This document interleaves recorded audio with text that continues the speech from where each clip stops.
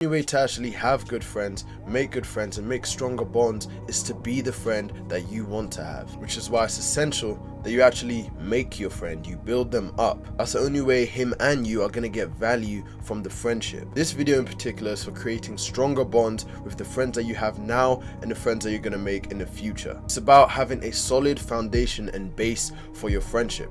For example, most people's friendship is built on activities like games, watching TV, or drugs, hanging out in a certain way. But once your bond's actually built on something with substance, something that's going to help you get better and improve in your life, you guys are going to be inseparable, literally inseparable, because the base of your friendship is so strong. It's for something eudaimonic, not hedonistic.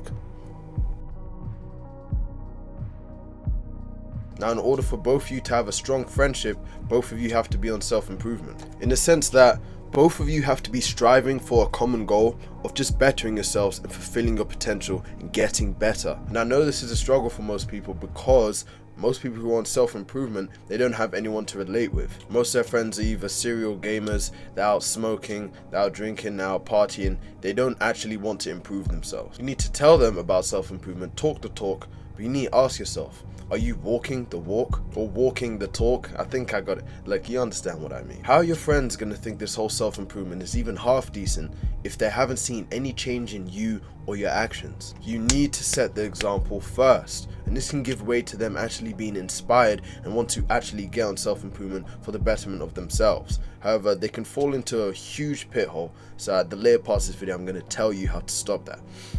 In turn, this will again inspire them, seeing you improve, striving for yourself to want something better for your life, and in turn they'll see that and they'll want to replicate it. But here's what not to do. Don't harp on about self-improvement all the time, talking about like it's the best thing in the world, just completely talking about all the time. Don't argue with them on their lifestyle all the time. It takes time to change. It's not a logical problem per se. Most of the time it's not a logical problem. If your friends are logical, sort of truth-seeking people, then discourse and argumentation can help in a sense, but it's most likely just going to drive them away from you. If not, just completely get them to hate self-improvement altogether. However, if they aren't this sort of person, then this is a big no-no. And the reason why is because it's not a logical problem. For example, a fat person. You think a fat person doesn't know that being fat is bad? You can give them all the studies, all the logical argument, tens of thousands of studies, scientists, dietitians telling them that it's not okay to be fat, that they shouldn't be fat. You think on the spot they're just going to radically change like some robot? Wow, I just didn't see that I was fat. Okay, I'm gonna not be fat now. Another example, a smoker. I talked about this in my previous vid that I made. It's not a matter of logic or truth. You can bring a smoker as many studies as you want. It's not gonna make them radically change their life. People need a chance to digest, they need a chance to understand what you're saying, take it in and discern for themselves the truth. It's as simple as just going up to them, mentioning and saying, hey bro, I'm trying this thing called self-improvement. I want to really improve for myself and I want to reach my full potential. I think I want to move towards becoming a man. Simple, finished. That's all you really need to say.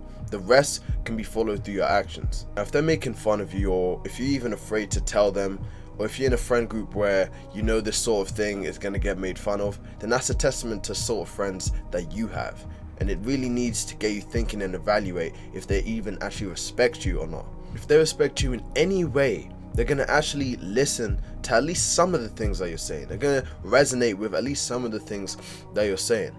Actually, not necessarily, because what you're saying might not strike them at first. However, if they don't respect you at all, they're just not going to hear what you're saying at all. And in fact, they're probably going to make fun of you. You need to discern whether you are the clown of the group, whether you are the lower echelons of the group. And I say that in the sense, not that everyone has their own ranking, but in the sense of if you're in a group that has that sort of toxic ranking, then it kind of means that you need to get out of that sort of group. And you see this a lot of times in schools, especially when people are just first starting off in schools in like their freshman year or in the lower years. They'll have a large group of friends, but this group of friends are not actually their real friends. They'll have like one or two actual good friends in the group that they're close with. Get those one or two good friends, those 3 or 4 good friends or whatever, and you need to leave that group immediately, because that whole group is going to break apart. There's going to be fights later on throughout the years. Trust me, I know I've been through it. it's not going to be your real group. Those aren't your blood brothers. Those aren't your day ones. All right. Now, why even help others? Why not just be a lone wolf and just go about your journey like a samurai or a ronin wandering, just being by themselves, doing what they need to do? I'll tell you why. As Christians, one of the commandments that Jesus commanded us to follow As Christians, one of the commandments that Jesus wanted us to follow was to do to others as you would do yourself. What better thing to do for others as yourself as to be your own personal coach, as to be their own personal self-improvement coach, and that to actually help them and give them value in the friendship, to transform someone's lives for the better and push them to reach their full potential as a man, for God, for their family, for things that are greater than them. Can 100% save everyone? You can. Most people just don't know how to talk, don't know how to communicate, and they aren't setting good examples at all. They try to force their beliefs when it takes time. Pray about it. Now, you may get a few dark, sort of sinister thoughts that you may be better than them in some way, shape, or form.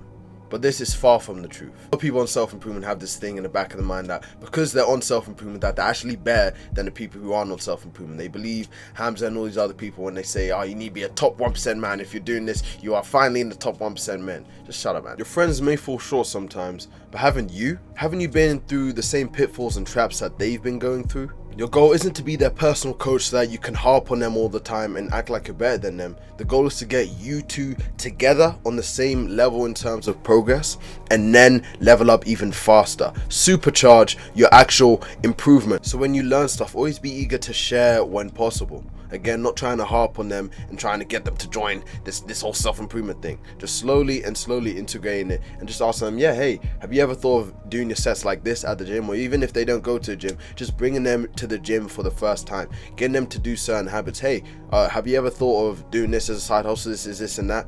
Getting them, motivating them. Now, the final tip for this is to make sure that their desires, and even if you might be falling into this yourself, your desires as well, don't come from hedonistic things like just wanting to get some pussy, wanting to get all the riches for yourself, just wanting that sort of the Tate sort of lifestyle, right? It's all ego driven. Their goal and your goal should be to reach your future potential for not only God, but for their wife, for their future kids, for things that are greater than them, to help provide their family. You should be wanting to get loads and loads of money for your family so that you can help the people around you that you love and care about. You see a lot of people on self-improvement because they're in school and stuff, they're horny, they just want to get girls, just want to have sex with many girls. That's not the move at all. I'm telling you, wait till marriage, save yourself till marriage 100%. How am I going to learn how to get girls? How am I going to learn how to talk to girls? A lot of the advice of people telling you to talk to girls, a lot of the advice that they say, all these dark tactics, the dark tactics, a lot of them, they're just manipulation tactics. But the actual tactics that they say, like have eye contact, make sure you're speaking in a deep voice, project your voice, that's just social skills in general. If you learn to be charismatic, if you learn to speak and orate yourself like a king, like a real man, you're not going to need these little tactics to try and, bro, you're going to be able to talk in general. Most kids, most guys, they can't talk in general, and so of course they have a hard time talking to women. Instead of trying to cold approach women, cold approach people in general. Get better at talking to people. But that's a topic for another day. If you're on self-improvement, your desires can't be hedonistic, or else it's just going to lead to a dead end. It's a tower of bricks. It's a house waiting to collapse, because in order to be a great man, you need to strive to fulfill your potential. And brotherhood, having a good community around you and having good friends around you allows you to do that and accelerate that at a higher rate. That's why it's so important for a man to actually have good people around and to create these strong bonds. Now, if you're finding it hard and you don't have a lot of people to sort of do self-improvement with, you want to grind, you actually want to reach the goals that you want to reach, and you want people around you who can motivate you and discipline you and even mentor you to do better. If you actually want to take this thing serious, then I recommend joining my community, the Brotherhood. We're doing interviews right now and we're actually open to people joining. It's completely free, no cost as of now. However, it will be closing very soon. All the interviews going to be is it's just going to be either me or people from the Brotherhood, literally just trying to test your character, see the sort of person you are, and see if you're fit for a person in in a brotherhood, to pretty much be in a brotherhood. We want people who want to work hard as well as want to contribute with others. Real God-fearing men who want to actually achieve and fulfill their potential. If you think you're a man of that caliber, then try joining. But yeah, if you like some of the things I said in any way in this video and you want other people to see as well, then hitting the like button helps with the algorithm, helps and pushes the video out to more people. So that'd really help. If you generally think my content in the future will help you and you want to see more of me, then subscribe. But if you don't, then I promise you, don't subscribe. There's no point in me being in your feed and then me not watching you. I always used to have people in my feed, I just didn't even watch them. In fact, social media guide coming out soon where I'm gonna actually help you to optimize your feed so that you're not distracted all the time. But that's a bit for another day. Anyways, peace. New guys are gonna be coming soon. Yeah, I really appreciate you watching to the end of the video. Love.